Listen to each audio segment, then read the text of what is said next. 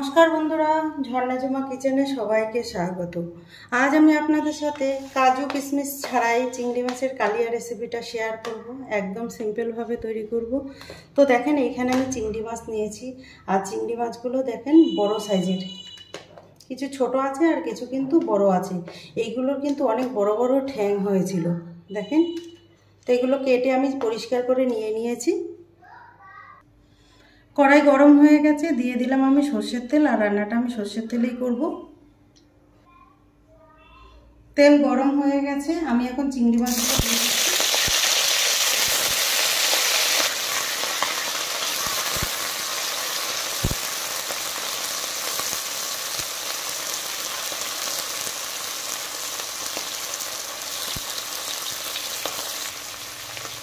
দিয়ে দিলাম নুন,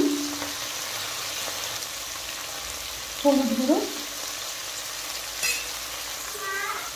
এখন নেড়ে চেড়ে ভালো করে নুন হলুদ মিশিয়ে দেবো চিংড়ি মাছের সাথে, আর মাছগুলো একটু ভালো করে ভেজে নিতে হবে। দেখেন চিংড়ি মাছ ভাজা হয়ে গেছে, এখন মাছগুলো আমি তুলে নিচ্ছি। আর চিংড়ি মাছ কিন্তু বেশি ভাজার দরকার নেই, আর এই চিংড়ি মাছগুলো এমনিতেও একদম ফ্রেশ গঙ্গা চিংড়ি মাছ। তো দেখেন ভাজা হয়ে গেছে, আমি এখন তুলে নিলাম। এখানে আমি মিক্সির জার নিয়েছি। জারের মধ্যে এখানে দেখেন খুব সামান্য কুচনো পেঁয়াজ আর 4 কোয়া রসুন আর নিয়ে নিলাম আদা, দিয়ে দিয়েছি মিক্সির জারে। 2টো টমেটো দিয়েছি। এখন দিয়ে দিলাম দেখেন এখানে কিছু চিনে বাদাম আমি ভেজে নিয়েছি, আর দিয়ে দিলাম কাঁচা লঙ্কা দুটো। দিয়ে দিলাম 1 চামচ মতো পোস্ত। এখন আমি ভালো করে পেস্ট করে নেব। দেখেন মশলা ভালো করে স্মুথ পেস্ট করে নিয়েছি। ফোড়নে দিয়ে দিলাম গোটা গরম মশলা, দিয়ে দিলাম সামান্য চিনিটা দিয়েছি এই জন্য কালারটা যেন ভালো আসে, সেই জন্য দিয়ে দিলাম তেজপাতা। মশলা দেখেন ভাজা হয়ে গেছে, সুন্দর একটা গন্ধ আসছে। এখন যেই মশলাটা আমি পেস্ট করে রেখেছিলাম সেটা দিয়ে দিলাম, দিয়ে দেখি একটু ভালো করে কষিয়ে নেব। প্রথমে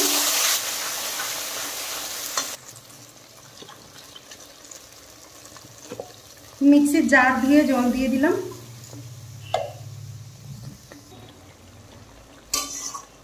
দেখেন মশলা কিন্তু হালকা কষানো হয়ে গেছে। এখন আমি এর মধ্যে দেখেন ধনে গুঁড়ো, জিরে গুঁড়ো, হলুদ গুঁড়ো আর দিয়ে দিলাম খুব সামান্য লঙ্কা গুঁড়ো দিয়ে দিয়েছি। এখন নেড়ে চেড়ে মশলার সাথে মিশিয়ে দেব।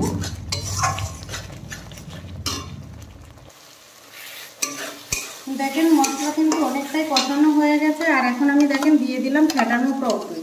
এখানে 2 চামচ টক দই দিয়েছি। টক দই দিয়ে দেওয়ার পরে আরেকটু ভালো করে নেড়ে চেড়ে কষিয়ে নেব।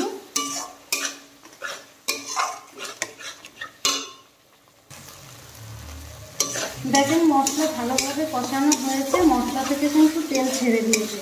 তো এখন সেই ভেজে রাখা চিংড়ি মাছগুলো আমি মশলার সাথে দিয়ে দিলাম, দিয়ে আরেকটু কষিয়ে নেব।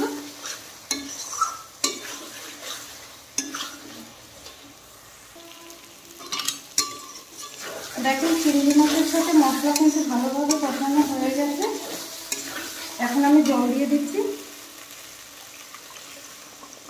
বেশি জল দেওয়ার কিছু দরকার নেই।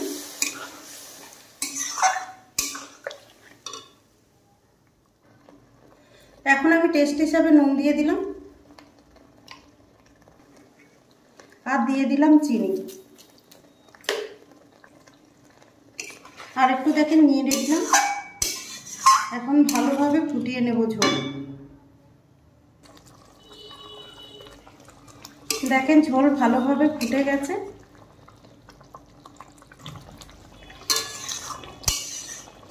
দেখেন তৈরি হয়ে গেছে। এখন আমি গরম মশলা দেব। এখন আমি দেখেন গরম মশলা গুঁড়ো দিয়ে দিচ্ছি।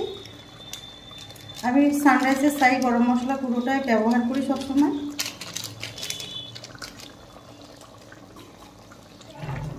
দেখেন তৈরি হয়ে গেছে, এখন আমি নামিয়ে নেব। দেখেন তৈরি হয়ে গেছে। এখন আমি দেখেন প্লেটে নিয়ে নিলাম।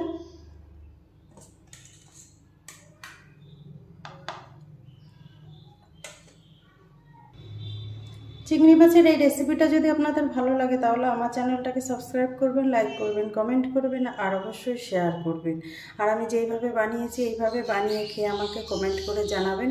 ভিডিওটা দেখার জন্য আপনাদের ধন্যবাদ।